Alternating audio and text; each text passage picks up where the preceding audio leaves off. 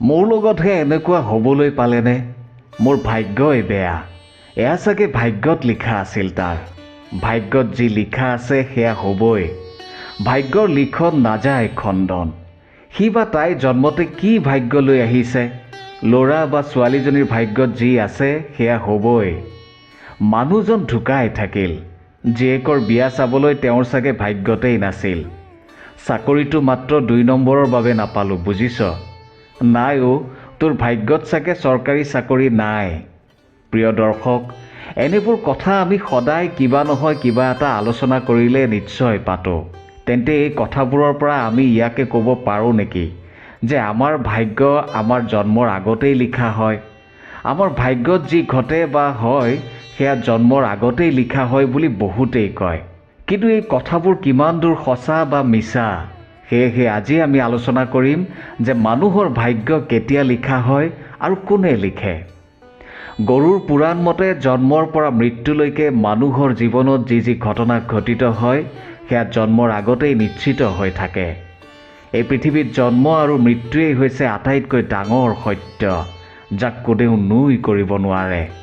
কিন্তু আমি কেতিয়াও জানিবলৈ সক্ষম নহওঁ বা আমি নাজানো যে আমাৰ ভাগ্য আমাৰ জন্মৰ আগতেই লিখা হয় নে জন্মৰ পিছত।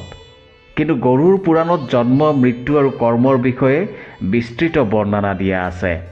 এসময়ৰ কথা, এদিন ভগৱান বিষ্ণু বৈকুণ্ঠত দিব্য আসনত বহি আছিল।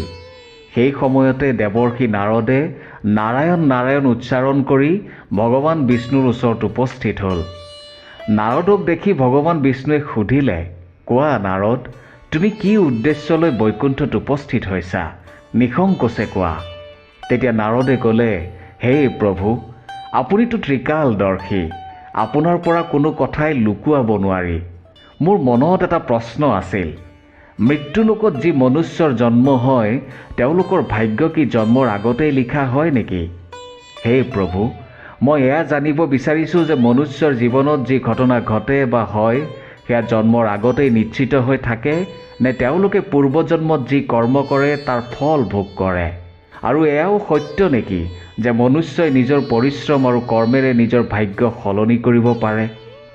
নাৰদৰ প্ৰশ্নটো শুনি ভগৱান বিষ্ণুৱে হাঁহিলে আৰু ক'লে, হে নাৰদ, তুমি আজি যিটো প্ৰশ্ন কৰিছা সেয়া অতি গুৰুত্বপূৰ্ণ আৰু মহত্বপূৰ্ণ, যিটো মানৱ জাতিৰ জন্ম, মৃত্যু আৰু কৰ্মৰ ওপৰত আধাৰিত। হে নাৰদ, এতিয়া মই তোমাক এটা কাহিনী বা কথা ক'ম, যিটো শুনাৰ পিছত কেৱল তোমাৰ প্ৰশ্নৰ উত্তৰেই নহয়, সমগ্ৰ মানৱ জাতিৰ বাবে এক সকিয়নি আৰু প্ৰেৰণাও হ'ব। সেয়েহে তুমি এই কথাখিনি অতি মনোযোগেৰে শুনিবা। প্ৰাচীন কালত এখন বিশাল আৰু সুখ শান্তিৰে সমৃদ্ধ ৰাজ্য আছিল, যাৰ নাম আছিল অক্ষয়পুৰী। সেই ৰাজ্যৰ ৰজা ৰত্নধৰ আছিল অত্যন্ত ধৰ্মপৰায়ণ আৰু ন্যায়পৰায়ণ।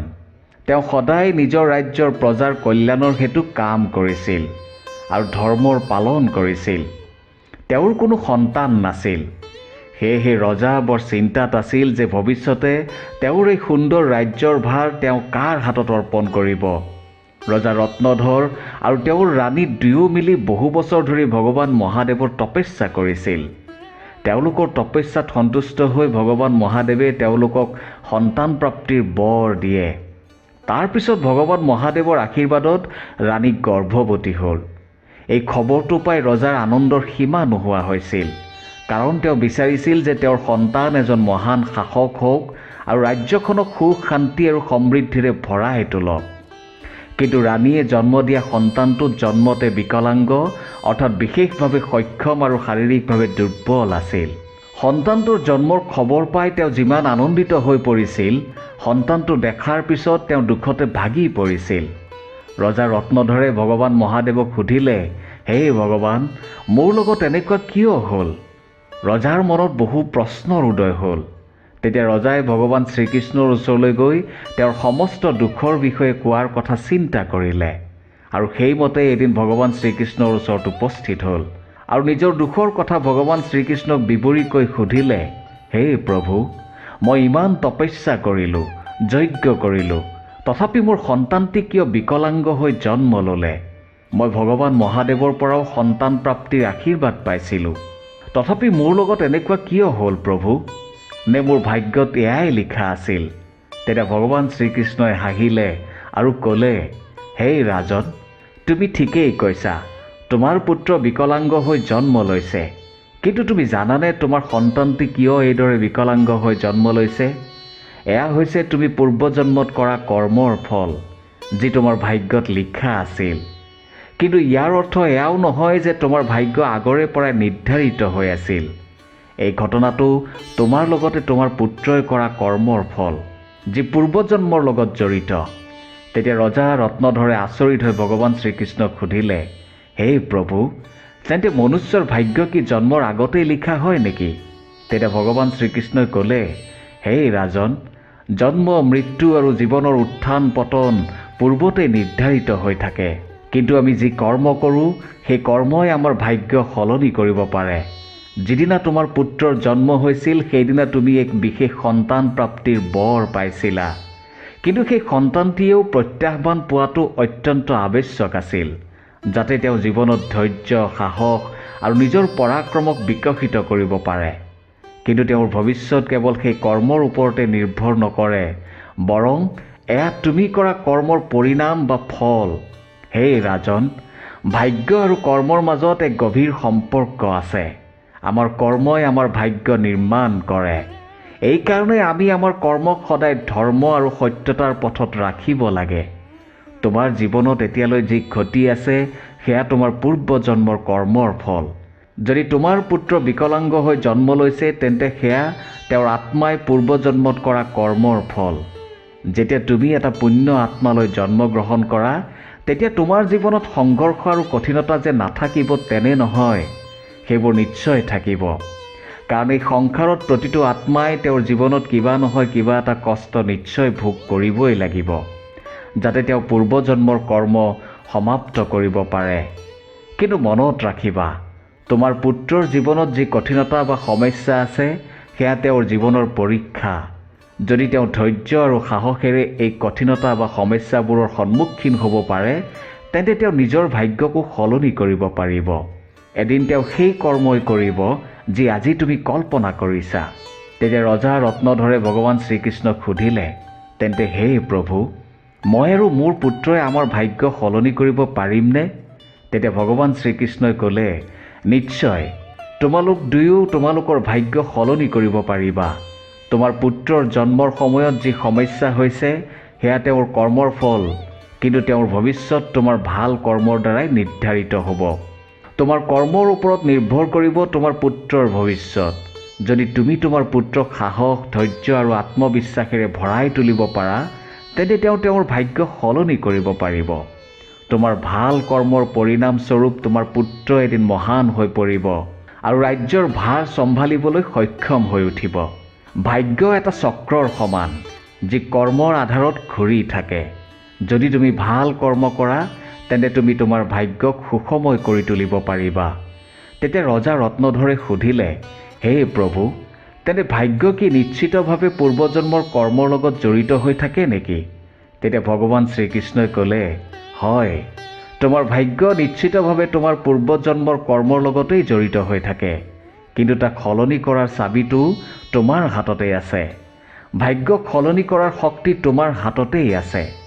যদি তুমি ভাল কৰ্ম কৰা, তেন্তে তুমি তোমাৰ ভাগ্যক শুধৰাব পাৰিবা। লগতে ভক্তি, সাধনা আৰু সেৱাৰেও ভাগ্যক সলনি কৰিব পাৰি। নিস্বাৰ্থভাৱে ঈশ্বৰৰ প্ৰতি ভক্তি ৰাখিলেও ভাগ্য সলনি কৰিব পাৰি। যদি তুমি তোমাৰ পুত্ৰক সাহস, ধৈৰ্যৰ লগতে ভক্তি, সাধনা আৰু সেৱাৰ শিক্ষা দিয়া, তেন্তে তোমাৰ পুত্ৰই তেওঁৰ নিজৰ ভাগ্যক সলনি কৰাত কোনেও বাধা আৰোপ কৰিব নোৱাৰে। ৰজা ৰত্নধৰে ভগৱান শ্ৰীকৃষ্ণৰ সকলো কথা অতি মনোযোগেৰে শুনিলে আৰু গ্ৰহণ কৰিলে, আৰু নিজৰ পুত্ৰক সেই সকলো শিক্ষা দিয়াৰ সংকল্প ল'লে। ৰজাই তেওঁৰ পুত্ৰক জীৱনত সমস্যা, কঠিনতা থাকিলেও কেনেকৈ আগবাঢ়ি যাব পাৰি তাৰ প্ৰেৰণা দিলে। সময়ৰ লগে লগে এদিন সেই বিকলাংগ বা বিশেষভাৱে সক্ষম সন্তানটিয়ে সাহস, ধৈৰ্য আৰু সাধনা সেৱাৰে কঠিনতা সমস্যাৰ সন্মুখীন হৈ প্ৰত্যাহ্বান নেওচি সমাজত এক মহত্বপূৰ্ণ স্থান পাবলৈ সক্ষম হ'ল। ভাগ্য হৈছে এটা নিৰন্তৰ প্ৰক্ৰিয়া, যি কৰ্মৰ আধাৰত সলনি হৈ থাকে। যি ব্যক্তিয়ে নিজৰ কৰ্মৰ শুধৰণি কৰে আৰু ভগৱান ঈশ্বৰৰ চৰণত শৰণ লয়, তেওঁৰ ভাগ্যও সলনি হয়। এয়া কেৱল মাত্ৰ কৰ্মই নহয়, এয়া জীৱনৰ সংঘৰ্ষ আৰু কৰ্মৰ মিলনত পোৱা পৰিণাম। এই কাহিনীটোৱে আমাক এয়াই শিকায় যে আমাৰ জীৱনত যিবোৰ ঘটে বা হয়, সেয়া আমাৰ পূৰ্বজন্মৰ কৰ্মৰ ফল। ভাগ্য আৰু কৰ্মৰ কোনো নিশ্চিত স্বৰূপ নাই। আমাৰ কৰ্মই আমাৰ ভাগ্য সলনি কৰিব পাৰে। গৰুড় পুৰাণেও আমাক সেয়াই শিকায় যে যদি আমি সত্য আৰু ধৰ্মত থাকি কৰ্ম কৰোঁ, তেন্তে আমি জীৱনটোক যিটো দিশলৈ লৈ যাব বিচাৰোঁ, সেইটো দিশলৈ নিব পাৰোঁ। এই সংসাৰখনেই হৈছে কৰ্মৰ দৰ্পণ। যিয়ে যেনে কৰ্ম কৰিব তেনে ফলেই পাব। মানুহে এইটো সদায় মনত ৰাখিব লাগে যে পিতৃ মাতৃৰ সেৱা, অসহায়ক সহায় আৰু ঈশ্বৰক ধ্যান কৰাটোৱে হৈছে প্ৰকৃত ধৰ্ম। গৰুড় পুৰাণ মতে যি ব্যক্তিয়ে পূৰ্বজন্মত কাৰোবাক কষ্ট দিছে, পাপ কৰিছে, তেওঁ কেৱল নৰকৰ যাতনা পোৱাই নহয়, জন্ম জন্মান্তৰলৈ তাৰ ফল ভোগ কৰি থাকে। কিন্তু যিয়ে নিজৰ কৰ্ম শুধৰাব পাৰে, তেওঁ এই চক্ৰটোৰ পৰা মুক্তি পাব পাৰে। কাৰণ এই সংসাৰখন হৈছে এটা সুযোগ, ধৰ্ম, সত্যতা আৰু সেয়াই হৈছে মানুহৰ জীৱন। মানুহে এয়া বুজি পোৱা উচিত যে মৃত্যুৰ পিছত কেৱল তেওঁৰ কৰ্মহে তেওঁৰ লগত থাকিব। প্ৰতিটো পাপৰ শাস্তি আৰু প্ৰতিটো পুণ্যৰ পুৰস্কাৰ নিশ্চিত হৈ থাকে। সেয়েহে মানুহে স্বাৰ্থতা, অহংকাৰ আৰু পাপ আদি ত্যাগ কৰি ভাল কৰ্মত ধ্যান দিয়া উচিত। ধৰ্ম, সত্য আৰু সেৱাক আপোন কৰি লোৱা উচিত। মানুহৰ জীৱনটো এডৰা মাটিত কৰা খেতিৰ দৰে। মানুহে সেই মাটিত যি বীজৰ খেতি কৰিব, তেওঁ তেনেকুৱাই ফল পাব। ঠিক তেনেদৰে মানুহে জীৱনত যি কৰ্ম কৰিব, তাৰেই ফল পাব। সেয়েহে গৰুড় পুৰাণত কোৱা হৈছে যে ব্যক্তিৰ ভাগ্য ব্যক্তিৰ জন্মৰ আগতে লিখা হয়, কিন্তু ব্যক্তিয়ে তেওঁৰ কৰ্মৰ দ্বাৰা সেই ভাগ্য সলনি কৰিব পাৰে।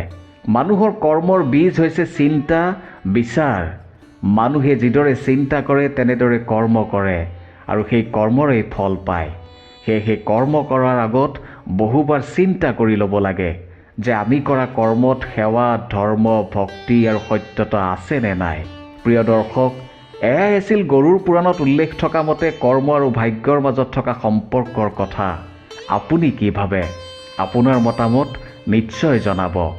আৰু নেতিবাচকৰ পৰা ইতিবাচকলৈ পৰিৱৰ্তন কৰা মোৰ এই যাত্ৰাৰ অংশীদাৰ হওক। চাই থাকক, শুনি থাকক মটিভেটৰ নিৰঞ্জনৰ মটিভেশ্যন। আৰু সুস্থ থাকক, সুস্থ চিন্তা কৰক, সুস্থ খাওক, নিজৰ লগতে আনৰ লগতে নিজৰ দেশখনকো বচাওক। ধন্যবাদ।